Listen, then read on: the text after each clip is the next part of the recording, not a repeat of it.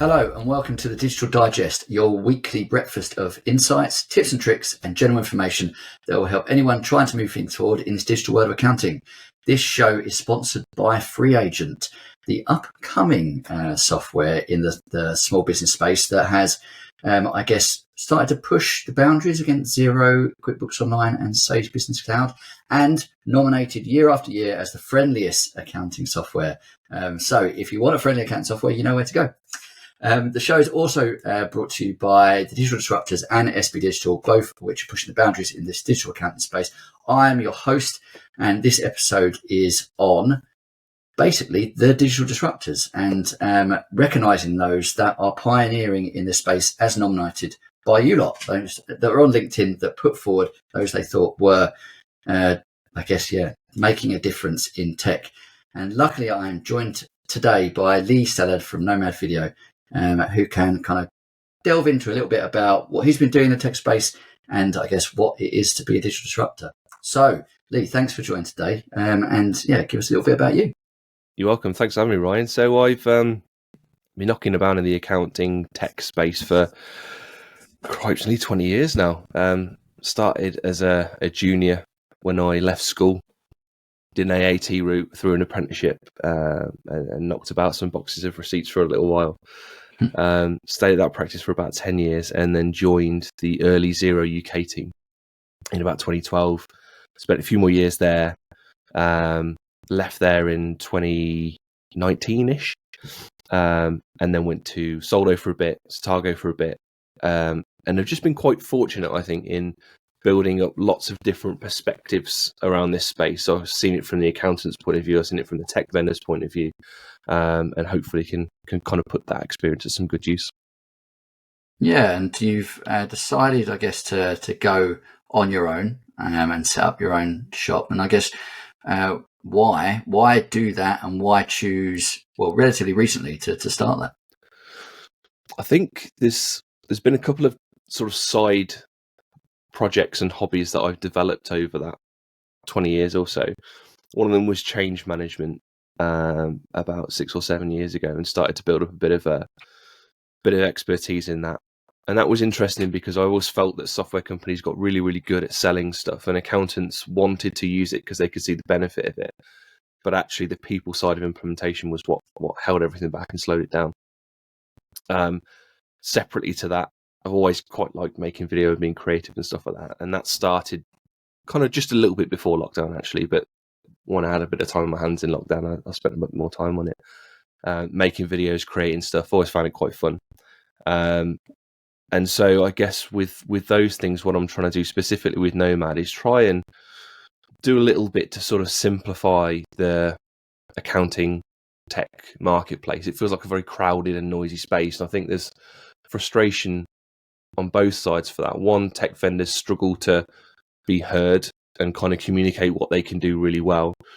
And I feel on the accountant side of it, there's a hunger there for things that will help their clients, but there's a lot of sifting to do to go and find the stuff that you actually need.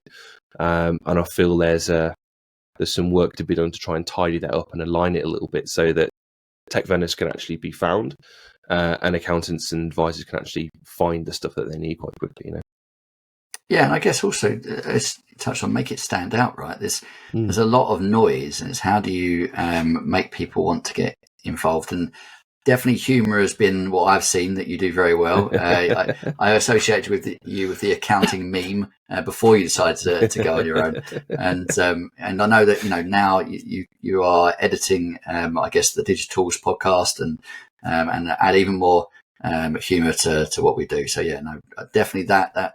It's a great differentiator that you've made your own in this space. Yeah, absolutely. And I think aside from actually making the content, it's really nice to be able to sit down with apps and give them a bit of guidance on what is the right content, like what do people need to see at different points in the journey. One of the things that really kicked this off for me was finishing it was one of the big accounting shows and realizing that most of the people that I captured the details from would have had their details captured by 20 or 30 other app vendors. And then by the time they get back to the office, they're going to be inundated with loads of emails, mostly asking them to join a 20-minute webinar. And it just doesn't add up right. You can't join that many 20-minute webinars just to see if something's useful. So it occurred to me that short form video content would be really useful as a first step towards that. Just have a quick look, spend 30 seconds. Does this solve something that need to be solved? If yes, great, let's look at the webinar. If not, let's just park it for later, and everyone can get to where they need to get to a little bit more quickly. So help and advise on stuff like that, I think, as well, has been quite helpful. Yeah, it's hooks, isn't it? I mean, that's the big thing I've seen on LinkedIn that everyone talks about at the moment. It's that little bit at the top, isn't it, that makes you want to read everything else. And you need that in the video content as well. And I guess, we've been doing the Digital Digest for a couple of months now, and trying to find those little pieces that people go, oh, actually, I want to watch the rest of that and really get the insights from it. It's not easy, but if you've built up this skill set to be able to do it, it's a great thing to come and bring into this space. But, one of the reasons I've got you on is that you've been nominated as a digital disruptor, and we've created this brand called the Digital Disruptors, but there's lots of different interpretations of what that means. So it'd be really good to understand, Leigh, what you think a digital disruptor is.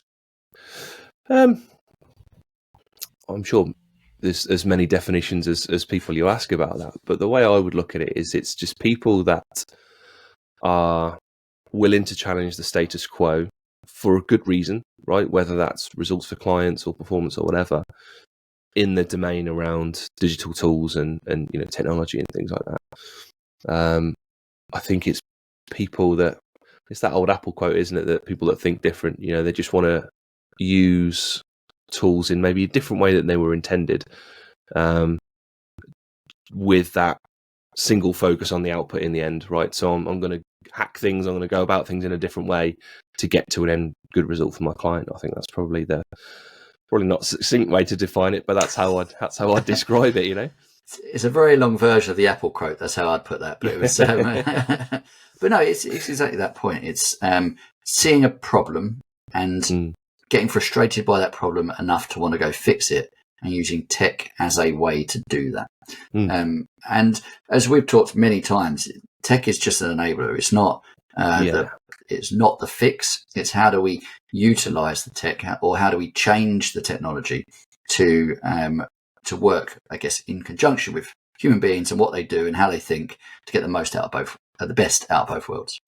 And yeah, I completely agree with you. There's many different areas. You've got like influencers now that they'll talk about software and they'll direct it down. You've got the people that advise and implement and train people on how to use tech most effectively, and those who go and build the solutions themselves. And I guess the more we've discovered since creating this brand is that people kind of fit in different pockets depending on what they're doing. We tend to see a lot more of those influencers out there on LinkedIn, talking about technology. I guess to some extent that's what I do now.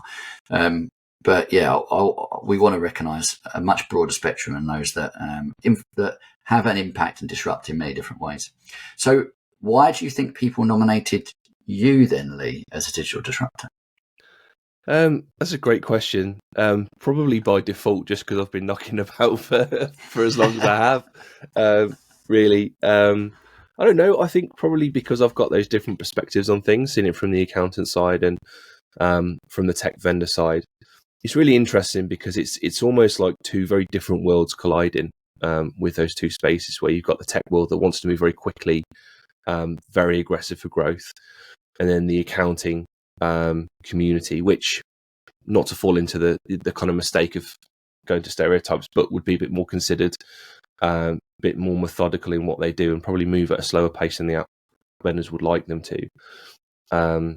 Create a few friction points, and the people that you see living in that sort of friction area, the digital disruptors, are hopefully doing some good in there. And I think that's where I spend most of my time, in that sort of area where those two worlds collide. So that's probably another reason that I've been called out for that, potentially. Yeah, very possibly. I mean, I've come across you obviously many times before, and I think it comes a lot down to those hooks and what you do and how you differentiate and how you make yourself stand out. And there's many people in accountancy that are good at that, not necessarily from a digital side, but they're very good at creating that brand around them. And that's definitely something I've seen, Leigh. And I think something I definitely have to state is, I know you work with us at Digital Disruptors on the podcast, but we not that we didn't nominate you, we just discounted all of our nominations, and you still have many. You still had probably a handful of people that have put your name forward. So there's lots of people out there that have recognised you. But I think it'd be really good to kind of go back to what you were saying about helping software vendors stand out. And you've created Nomad, and it's been going for how long now? So Nomad itself's been running for 3 or 4 years, but I've been doing it full time since June. Oh, I did not realise. And has that always been with, I guess, the software vendors, or has that only really kicked off since June? Not really. The software vendor stuff was more from June onwards, really. There was a bit of potential conflict of interest when I was still working in the space. I was doing some videos for local businesses and sort of other bits and bobs like that. Not wedding videos. You weren't doing the odd wedding video. I've not got into weddings just yet. No, I don't dare. If you're filming a demo and you mess it up, you can always go back and record it again, right? But I wouldn't want to be in that position with a wedding, So it's about 6 months. And what have you said about doing short form as a way to differentiate? But are there certain, I guess, other ways that you feel that apps can stand out in this marketplace, or messages that work really effectively in that short form way? What tends to happen, the sort of best thinking over the last 10 years or so when you're trying to sell something, is you don't talk about your features, you talk about the benefits and the advantages to the client, right? But what that means for accountants walking around expo stands, you've got 100 people all saying that will save you client time and save them effort and help them grow. And for me, if someone's going to describe that to me, if I'm going to sit down with that vendor and they're going to say those things, I can't really let any of that go in until I know, well, what is it that you actually do? And then I'll know how to pigeonhole that information in my head. Oh, right, you're a payable solution. Okay, cool. Now tell me what you're different. And I think the challenge is a lot of app vendors lead with those benefits first before actually clarifying what it is they actually do. And allowing someone to opt out. Like if that's not something you're looking for, let's end the conversation, right? I think there's a lot of fear oftentimes from sales that you don't want to let anything go, right? Because targets are aggressive in those businesses. They've taken on money and investment often, and they've got very aggressive growth goals. So they don't want to let anything pass by. It can be a mistake because then you end up having less time to spend with the people that are good customers, and you spread yourself a bit too thinly. But I think what I'm seeing, or what I'm trying to encourage at the moment, is to just go back to simple basics, right? What is it you do? What category does that fall into? What direct problems do you solve? Like if someone is, it's taking them 3 days to get their payments out of the door, let's talk about that. And then talk about why you're different as a payments provider. And also in terms of differentiating, I think a lot of people, specifically early stage tech companies, they want to talk about their solution and why they're different. And they haven't taken the time to sit down with their ideal customers and talk about the workflows and the processes. And I know previously you talked about workflow mapping and things like that. They haven't taken the time to do that and really understand the pain points and the problems that those customers go through on a day-to-day basis. And that's so useful, not only from a product development point of view, but from just the ability to empathize with your customers. And there's a whole kind of wealth of content that you can create around that to then get that attention and start to stand out.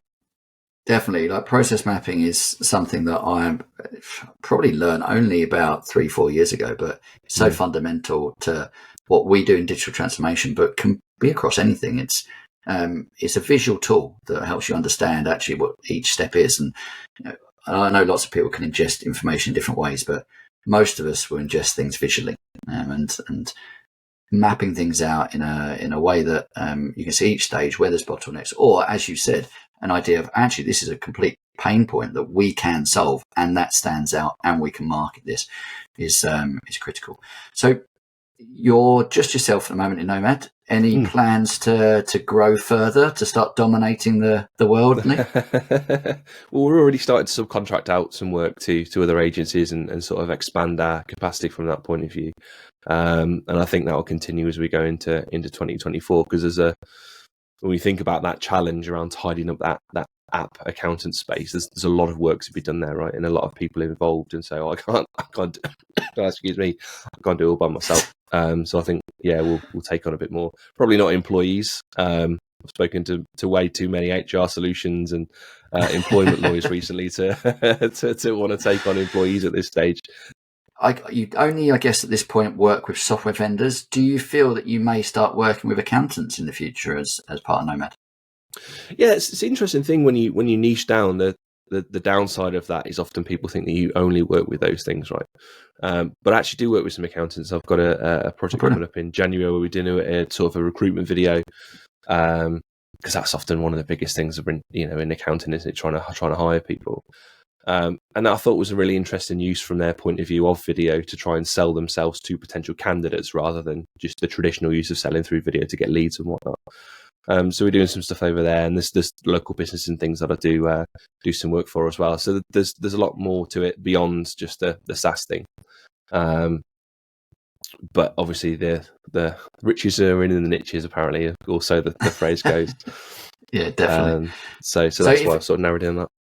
If anyone did want to, I guess, get involved and work for you, Leigh, what is the best way of connecting? Is it just via LinkedIn? Is it via our website? Yeah, LinkedIn is probably best. You can find me on there. I'm fairly active, but you can have a look at my work if you want to see what other stuff that I've done at nomadvideo.co.uk. Brilliant. Thanks, Leigh. And thanks for coming on, because I appreciate that you are ill and you've still made the time to come on. And I think there's only one coughing fit in this that hopefully I can edit out, but we'll see. I'm nowhere near your editing skills. But that does feel like a great place to wrap up this week's show. And hopefully you've all gained something from this episode. It's provided you valuable insights that you can take forward. As a minimum, you now know someone that can do your video editing, although it sounds like he's very busy at the moment. Please do check out the show notes, the links for both the Digital Disruptors and SV Digital, and our brilliant sponsor this episode, which is Free Agent. And anything and anyone, including, I guess, Leigh and Nomad Video, if you do want to reach out. If you want to ensure you catch future episodes, please subscribe to our YouTube channel and make sure you look out for the release on a Thursday morning. We look forward to speaking to you next week.